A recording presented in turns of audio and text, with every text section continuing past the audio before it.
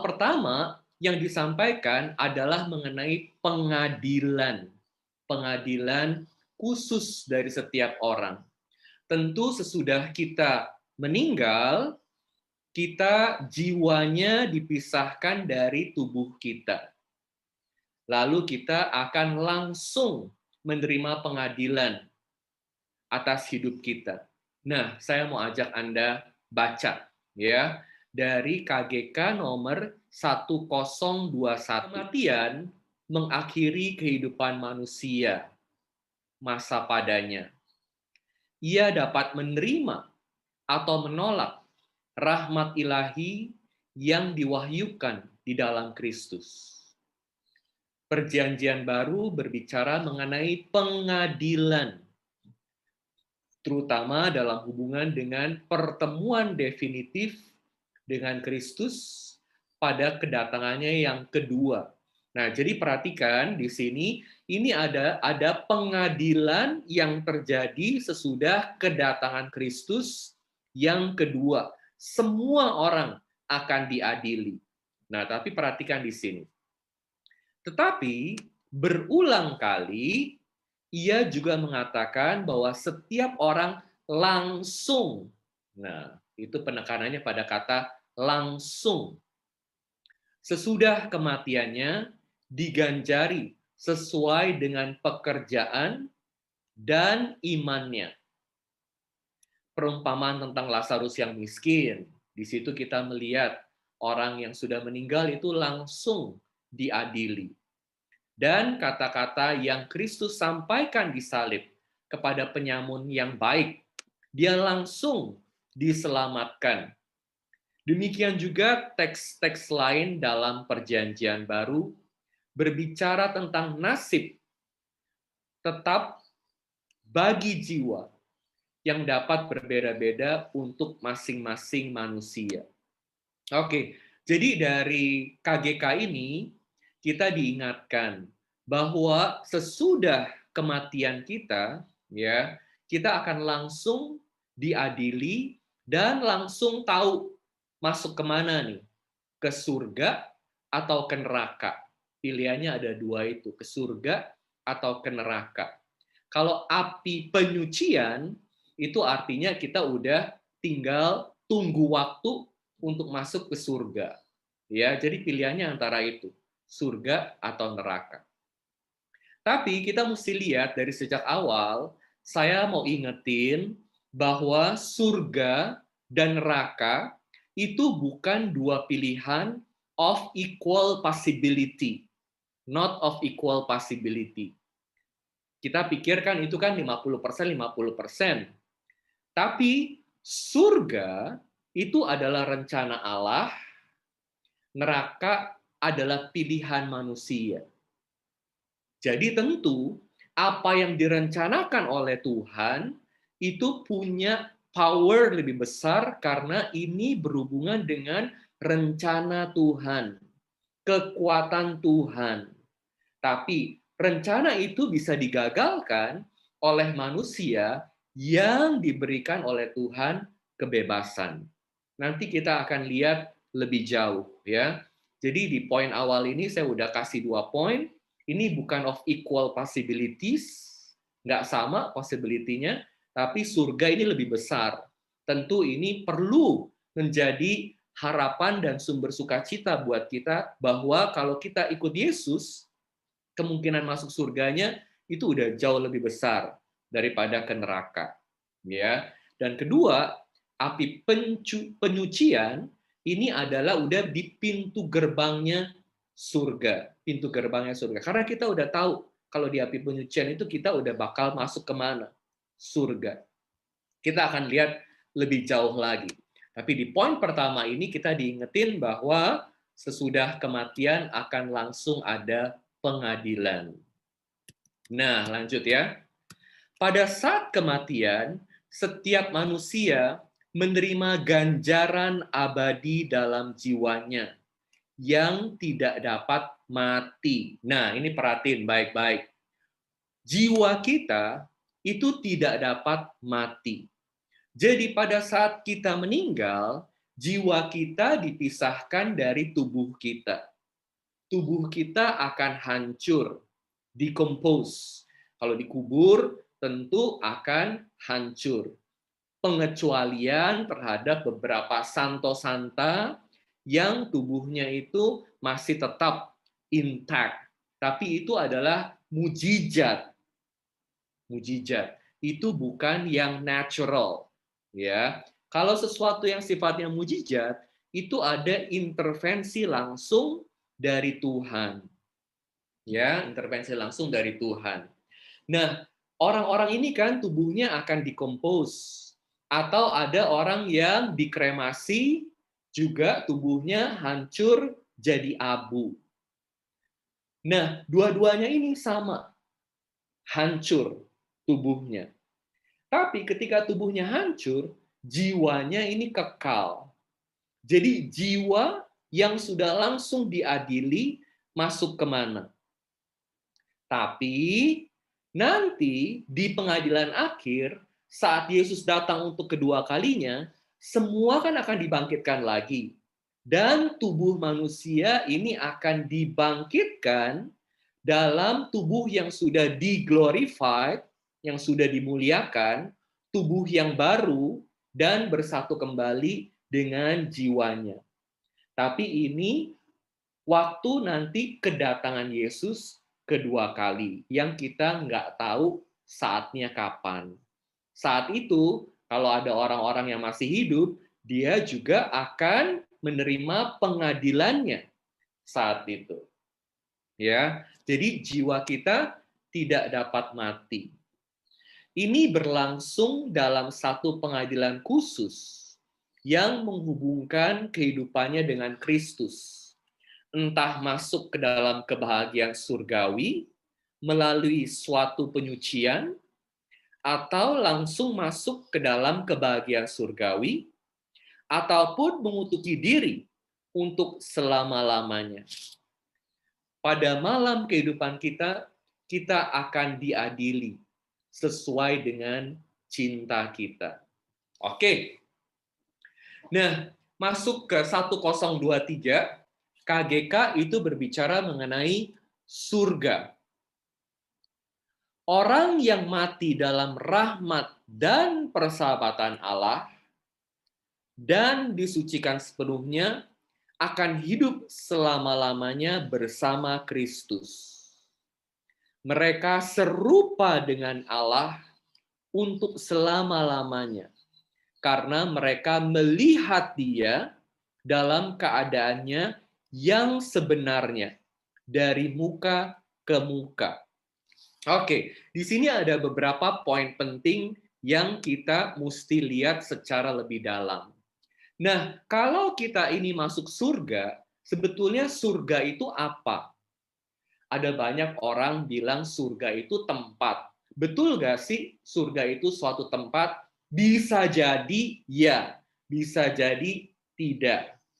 Tapi yang paling penting itu bukan konsep tempatnya, tapi konsep bahwa ketika kita di surga, kita ini bersama Allah dalam kekekalan, bersama Allah dalam kekekalan.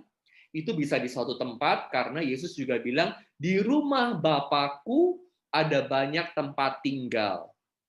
Tentu ini adalah satu keterbatasan bahasa.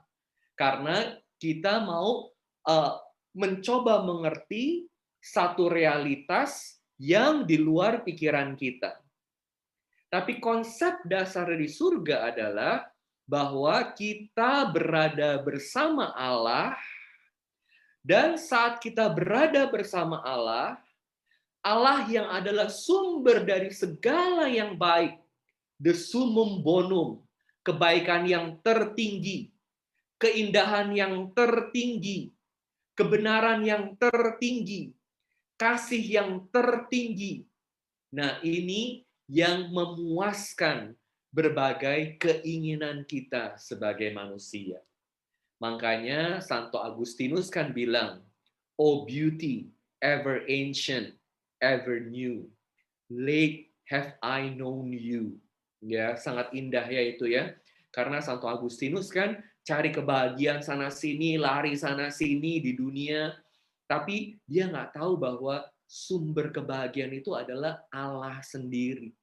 Baru saat dia menemukan Allah, perhatikan baik-baik kata itu, oh beauty, ever ancient, ever new. Karena when we see the beautiful, we are drawn towards the beautiful. Ya, dan itu memuaskan berbagai keinginan kita. Allah juga begitu. Santo Agustinus juga bilang, my heart is restless unless it rests in you. Manusia begitu. Selama masih di dunia, itu hatinya nggak bisa sungguh-sungguh beristirahat. Karena berbagai hal yang kita alami di dunia, kalau baik, sifatnya sementara. Kalau jelek, puji Tuhan, sifatnya juga sementara. Kalau sedih, yang kekal itu adalah saat kita berada bersama Allah. Kebahagiaan yang kekal adalah bersama Allah. Penderitaan yang kekal adalah kehilangan Allah. Kalau dalam bahasa kitab suci, berada bersama Allah itu dikatakan disebut sebagai beatific vision. Beatific vision. Di sini dikatakan ya, melihat dari muka ke muka, melihat dari muka ke muka. We are now serupa dengan Allah, equal with God. Wow, that's amazing ya, that's amazing. Look at that. Imagine that. Think about that. Now we are equal with God. We can be equal with God only because God allows that. God elevates us to be equal with Him. Karena kalau dengan kuasa kita saja, itu nggak pernah bisa. God is the creator. The creator. We are just creatures. Tapi indahnya, dari sejak awal penciptaan, makanya kita semua harus selalu ingat ini, harus selalu ingat. Dari sejak manusia diciptakan segambar, secitra dengan Allah. Itu dari sejak penciptaan. Kenapa? Karena dari sejak penciptaan, Allah sudah menanamkan benih persahabatan antara Allah dan manusia waktu manusia diciptakan. The DNA, the very precise structure of human existence is about to be God's friend. Yeah, that's the purpose, the main purpose. The very structure of human existence is about being with God, being God's friends. Karena kalau orang itu nggak diciptakan segambar secitra dengan Allah, gimana bisa jadi sahabat Allah? Manusia dipanggil untuk menjadi sahabat Allah. Poin ini nanti akan diulang lagi di KGK saat KGK berbicara mengenai neraka. Ya. Jadi kalau surga adalah manusia terbuka terhadap undangan Allah untuk menjadi sahabatnya dan manusia menjawab secara positif, ya. Kalau surga itu manusia kehilangan rahmat persahabatan itu. Nah, kalau bayangin, kalau manusia itu tidak diciptakan segambar, secitra dengan Allah, gimana dia bisa jadi sahabat Allah? Kayak manusia aja, siapa yang bisa jadi sahabat kita? Kita bisa nggak bersahabat dengan anggrek? Ya, kalau anggrek disiramin terus, atau bonsai disiramin, ya diajak ngomong, dia bisa bertumbuh, bersemi. Tapi saat kita ngalamin kesulitan, siapa yang bisa kita ajak ngomong dan benar-benar ngerti isi hati kita? Anjing bisa setia sama kita. Tapi kalau kita lagi kesulitan, mesti bayar utang, siapa mau bayar utang kita? Kan sahabat kita kan, yang bisa mengerti kita, yang kalau ngobrol bisa nyambung, yang bisa berempati sama kita, dan yang bisa bantu kita saat kita benar-benar lagi butuh. Sahabat adalah seorang yang bersuka cita bersama kita saat kita lagi senang, dan sedih bersama kita saat kita lagi sedih. Dan Yesus bilang di Yohanes 15:14, "You are my friend. You are my friend." So, God since the very beginning wants us to be his friend. That's why heaven is defined in terms of our relationship with God. That's the primary thing, yeah, to be able to see God face to face. Kan kalau pelayan kita mau lihat kita face to face, susah gak? Susah. Unless we allow him. The same is true with God. Now we are allowed to see him face to face. Ya, itu surga. Bayangin manusia yang adalah hanya ciptaan Allah, diangkat martabatnya untuk menjadi sahabat Allah. Gimana nggak surga? Ya. Oke, next point. 1024. Kehidupan yang sempurna bersama Tritunggal Maha Kudus ini, persekutuan kehidupan dan cinta bersama Allah, bersama perawan Maria, bersama para malaikat dan orang kudus, dinamakan surga. Surga adalah tujuan terakhir dan pemenuhan kerinduan terdalam manusia. Kebahagiaan tertinggi dan definitif. Surga adalah kebahagiaan yang tertinggi dan kekal. Jadi, surga kalau di sini, poin yang mau diangkat, yang paling penting yang saya mau angkat adalah ketika kita masuk surga, kita masuk dalam kehidupan inner life of God. The inner life of God. Apa maksudnya the inner life of God? The inner life of God is the Trinity. The Trinity. Kita tahu siapa Allah. Remember, ingat, kita hanya bisa mencintai kalau kita kenal. Kalau kita kenal. Jadi, Allah itu mewahyukan dirinya kepada kita, memperkenalkan dirinya kepada kita sebagai the Trinity. The Trinity. Ya. Apa sih artinya Trinity? Tentu kita bisa bicara Trinity panjang lebar, tapi saya akan sampaikan intinya aja buat Anda supaya ingat. The Trinity is perwahyuan Allah akan dirinya sebagai kasih yang sempurna. Kasih yang sempurna. Karena hanya di dalam kasih yang sempurna, itu ada persatuan tanpa kehilangan identitas. Ingat bahwa Trinity adalah 3 pribadi Allah yang bersatu secara sempurna di dalam satu kodrat ilahi. 3 pribadi, 1 kodrat. 3 pribadi, 1 kodrat. Apa artinya pribadi? Kita menjadi pribadi, manusia menjadi pribadi kalau manusia punya akal budi dan kehendak. Yang membuat setiap manusia jadi berbeda, setiap manusia jadi unik, setiap manusia jadi pribadi adalah kemampuannya untuk berpikir, dan karena mampu berpikir, melihat mana yang baik, yang buruk, melihat mana yang indah dan jelek, dia jadi berkehendak, the will to attain what is perceived as good, what is perceived as beautiful. So, the mind and the will, ya, itu yang membuat kita jadi pribadi. The same is true with God.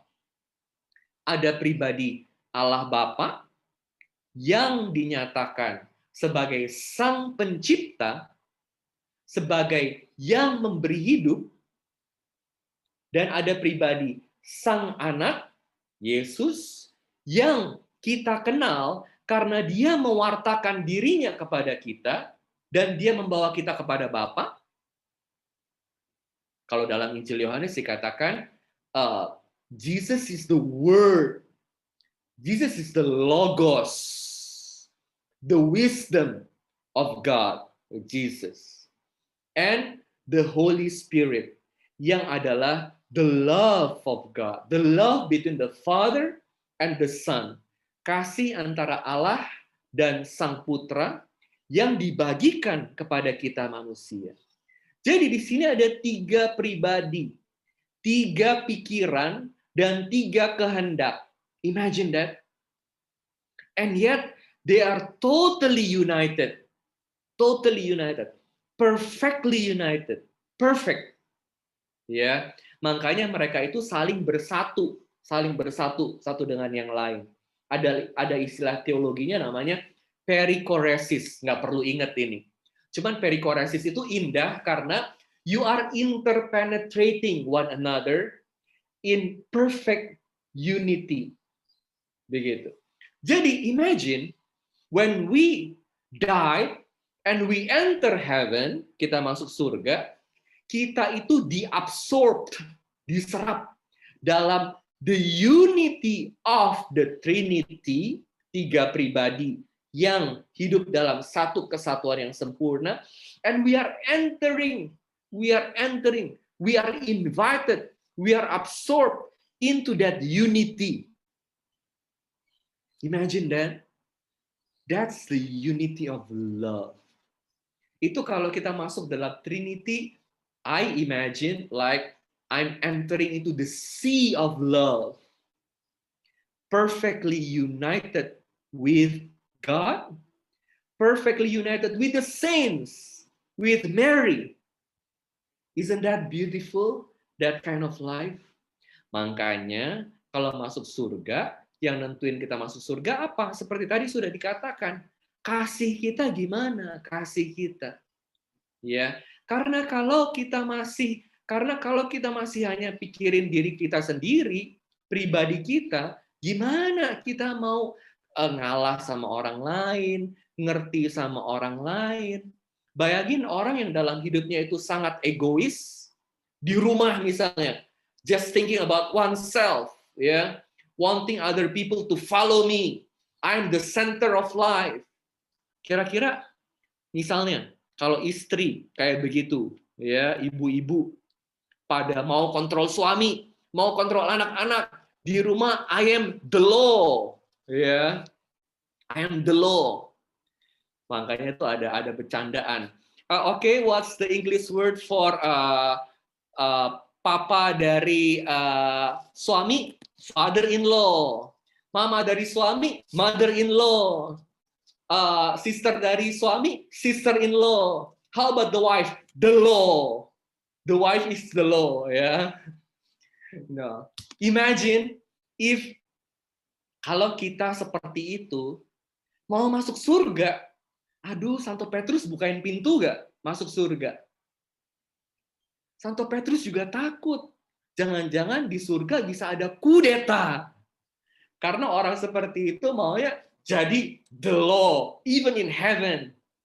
No, you cannot.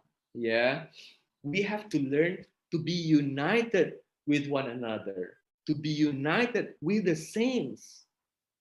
Here on earth udah mulai. Okay, we go on. Yeah, so imagine that point of being absorbed in the sea of love of the Trinity. Ya, lautan kasih dari Tritunggal Maha Kudus yang hidup dalam kesatuan yang sempurna. Oke, hidup di dalam surga 1025. Hidup di dalam surga berarti ada bersama Kristus. Kaum terpilih hidup di dalam Dia, mempertahankan atau lebih baik dikatakan menemukan identitasnya yang sebenarnya, namanya sendiri. Hidup berarti ada bersama Kristus, di mana ada Kristus, Di sana dengan sendirinya ada kehidupan. Di sana ada kerajaan. Now, of course, this is amazing. If you want to enter heaven, you have to be open to Christ's love, to Christ's grace, rahmat Tuhan, kasih Tuhan Yesus. Karena Yesus adalah sang jembatan, sang jembatan. Kristus yang mengembalikan kita ke surga. Hidup setara, serupa dengan Allah. Ini waktunya udah makin cepat aja ya. Saya lihat waktunya udah 8.50.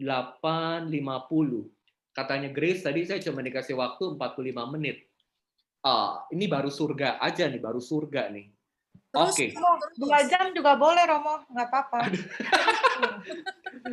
Oke, saya lanjutin ya. Jadi, oke, saya mau kontras sedikit antara surga dan neraka. Jadi nanti di bagian neraka mungkin bisa lebih pendek waktunya.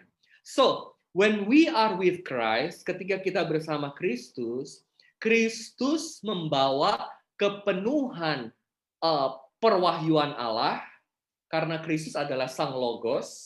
Kristus adalah sang Logos. Tapi juga sang agape. Sang agape. Kasih yang sempurna.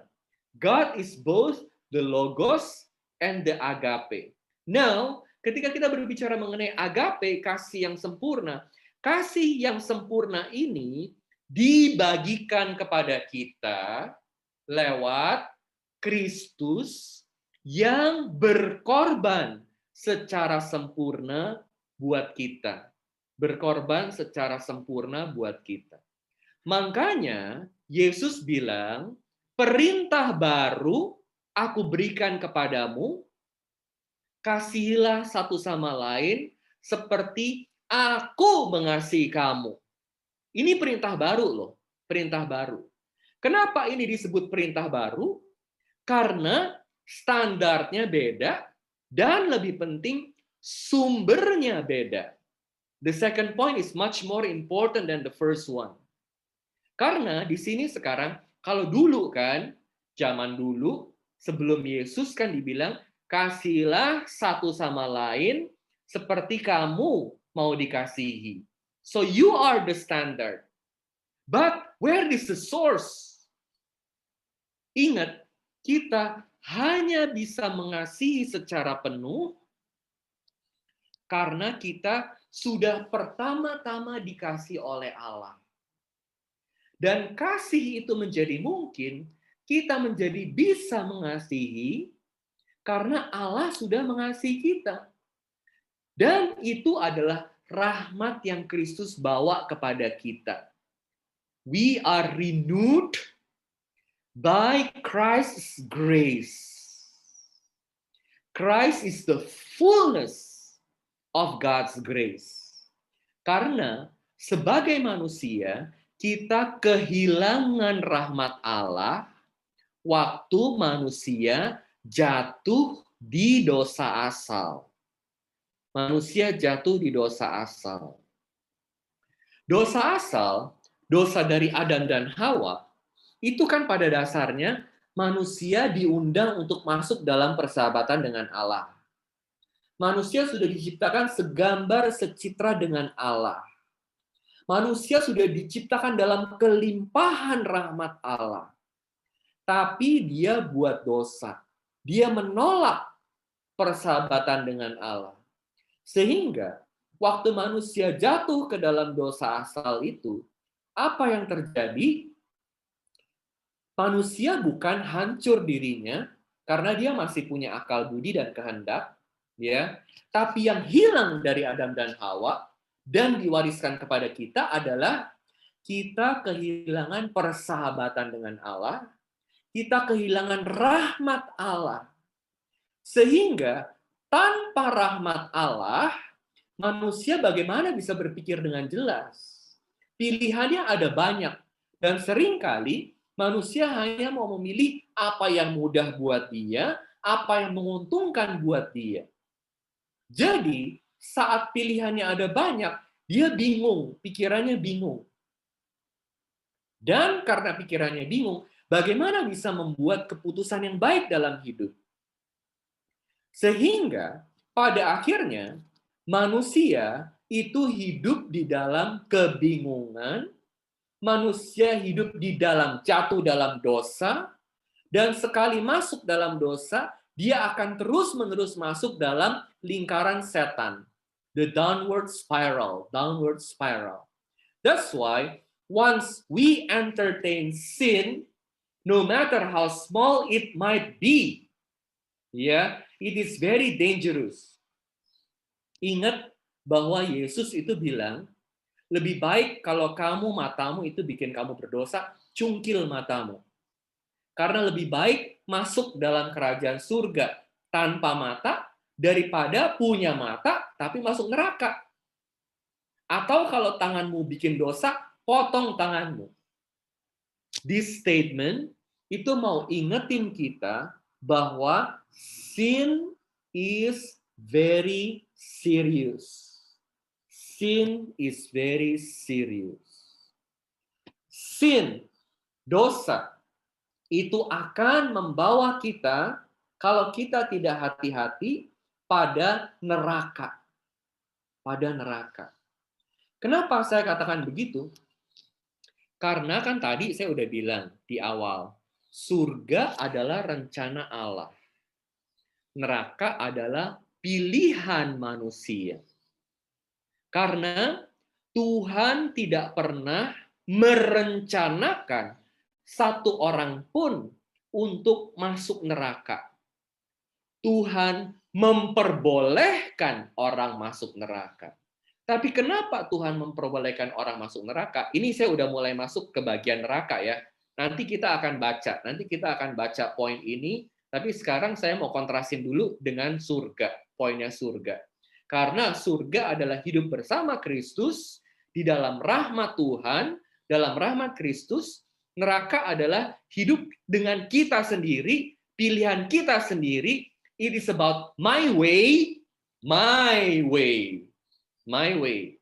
Heaven is about Jesus' way, my own way, my own kingdom, my own life, my own decision. It's all about me, me, me, me, me. Left alone without God's grace, we fall into confusion, kebingungan, dan akan sangat mudah dengan demikian jatuh dalam dosa dan lingkaran dosa dan jerat dosa. Kita dipenjara oleh dosa kita.